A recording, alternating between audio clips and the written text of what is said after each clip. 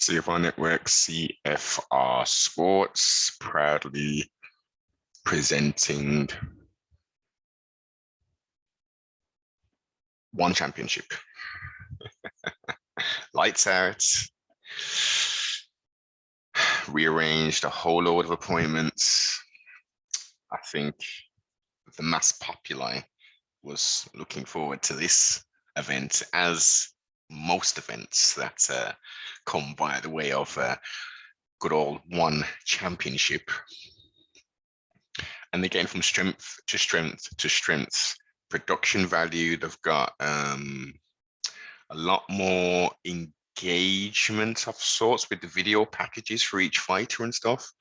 They're doing the ceremonial weigh-ins, the weigh-ins and stuff. They're producing a lot more content with a bid to get more engagement and get more fans, connoisseurs, hardcores to know who these fighters are. You know, I think quite a few people, especially let's more talk about the North American market. They're aware of one, but they don't necessarily watch it as much. They'll watch it when the US fighters will be over there, which is, you know, I mean, I've heard, who is it? Multiple of these MMA large broadcasts, and they always seem to just focus on, you know, they'll say, okay, we're going to talk about one, and they'll talk about the main events, as they did with this lights out Tan Lee, Gary Tonin, Bibiano, and the Hands of Stone, which were both very good fights, very good contests, but the card itself, ladies and gentlemen, it was nail-biting, exciting. I was all over the place watching this here. Top down featherweight world championship, Tan Lee took on Gary Tonin. This is his first title defense after taking it from Martin Nugent, who was also fighting on this card as well. Nguyen, isn't it? Sorry. Yeah, man, the movement. I was just talking about the movement and the power of Tan Lee. And I just thought, he's got some hands. His stand-up has definitely improved and stuff.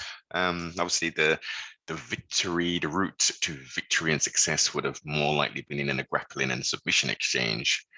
He didn't even get out the first round. Tan Lee's movement. I mean, Gary came out real quick, I think with a leg kick or something like that, or body kick.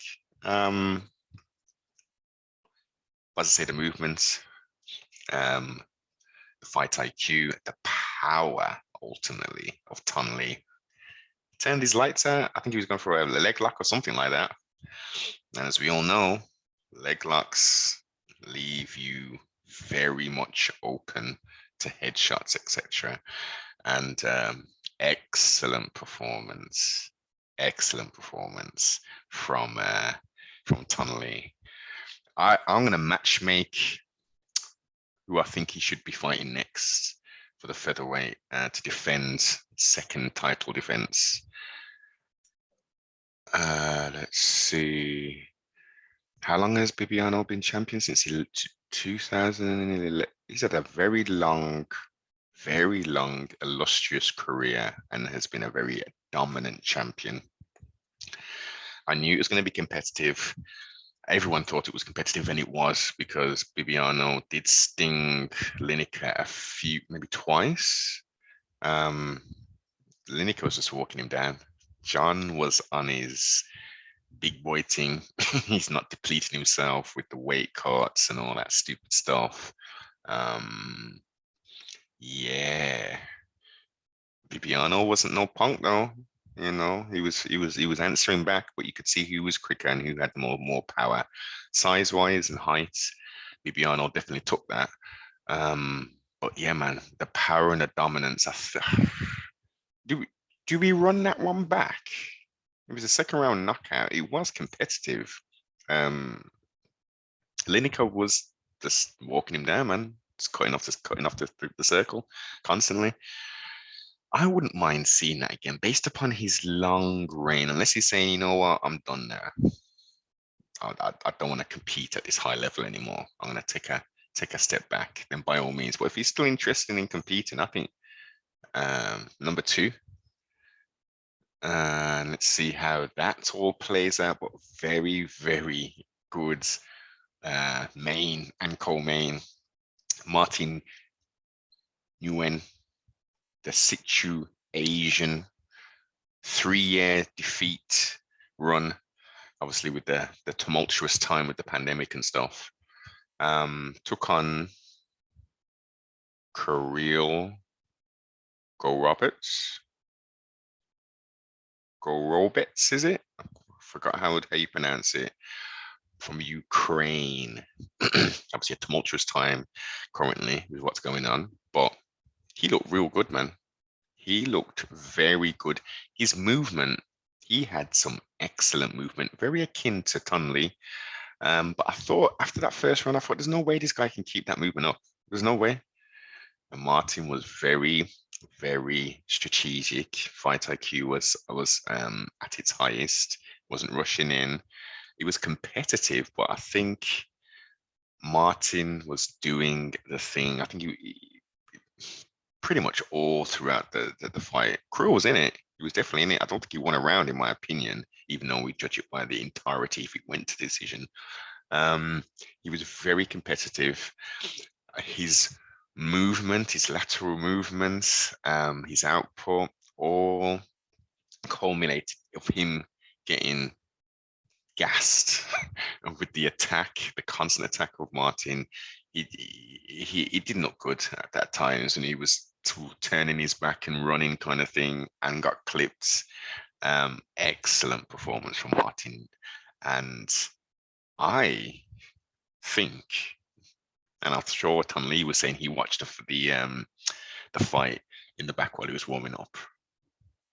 He's proved himself now, in my humble opinion, former featherweight and lightweight champ, the situation. Let's do the rematch, man. Former champ, featherweight champ, double champ. Let's get him back in with Ton Lee, with the improved mindset. And he spoke about the mindset, and where I think he trains solely back home rather than being at Stanford. Really gave him an opportunity to reset and just be him. I'm very interested to see what the president does in regards to that matchmaking. I think it should go down 100%. Excellent performance. Kirill, hold your head up. Excellent performance. Definitely want to see what you've got coming next for your. I mean, he didn't take too much damage. So depending on that huge 1X card that they got coming, throw them on, man. Throw them on. Catch weight, kickboxing. And you know what, guys? I am really much loving and falling in love with the Muay Thai and kickboxing. Striking is just flipping out this world. Ishmael. Azipor. I think there was a bit of a height differential. Ishmael is a veteran Suriname even, by way of Netherlands. I don't know. I think his activity could have been higher. He was in there, second round knockout. As a pool, got some power, man, and he's got a bloody chin because he took a knee coming in from Ishmael. And pretty much just kind of smiled and like, yeah, man. They're signing some real good talent, man. It's talent rich. Strawweight, Alex Silva, former strawweight champ, looked very good. Adrian Matisse was overwhelmed with the victory. Second round TKO. It was, I think he could have maybe let that one go a little bit more potentially. And I wouldn't mind seeing that one run back again. Because it was competitive, and Adrian definitely caught him, had him in a very precarious position, but Whether the referee should have stopped it or not, it's a 50-50. Obviously, they're there to officiate and to protect the fighters from unnecessary damage, etc. So he could have been looking at it from that standpoint, but from the other standpoint, he's a fighter and wants to go out on his shield. I don't think he was totally out. He was reaching for legs and stuff. So again, I would say definitely run that one back. Strawweight kickboxing, Josh Toner, tough as nails, man. Australian.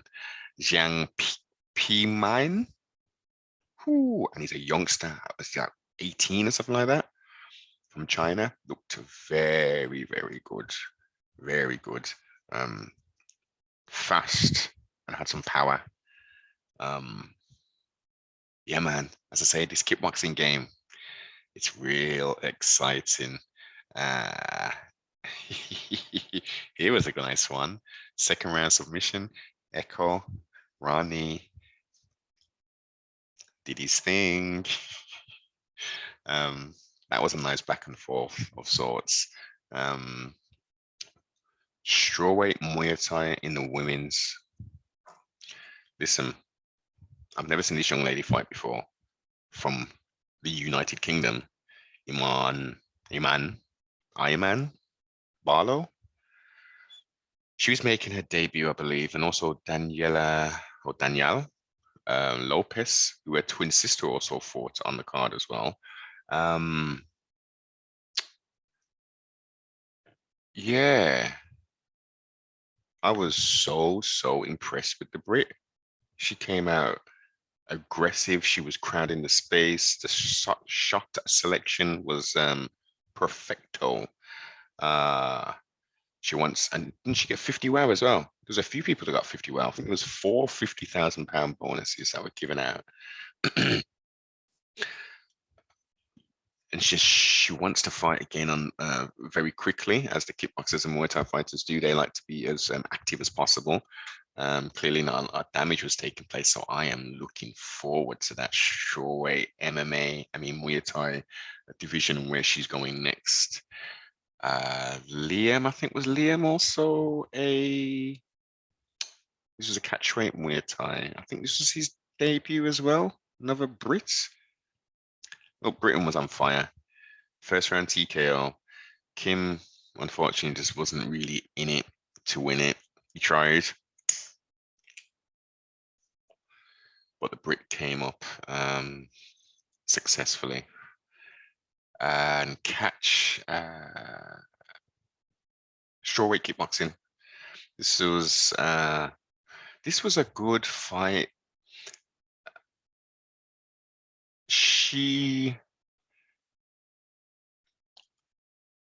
Lynn dominated pretty much the first.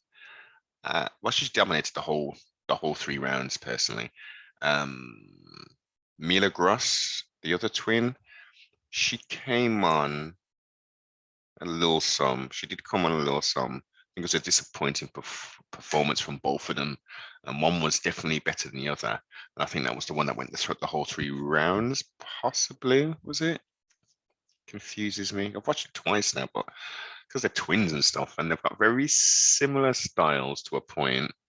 But no shame. They had a good showing. It's just Lynn was on everything was landing. Everything was landing. Tremendous card.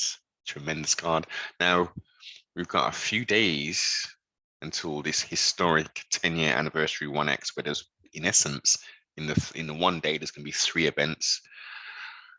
I'm a little confused to the last event, the 3rd event, which will have Rotang and DJ on it and stuff.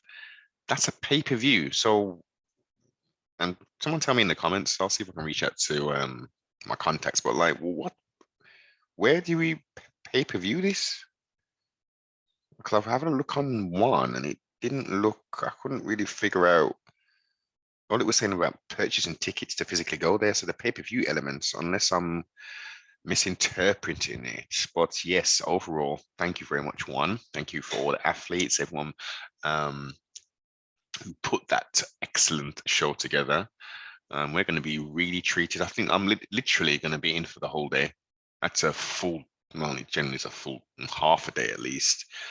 I'll make sure my diary is totally clear because I'm not watching the replays and all of that. I want to watch everything live.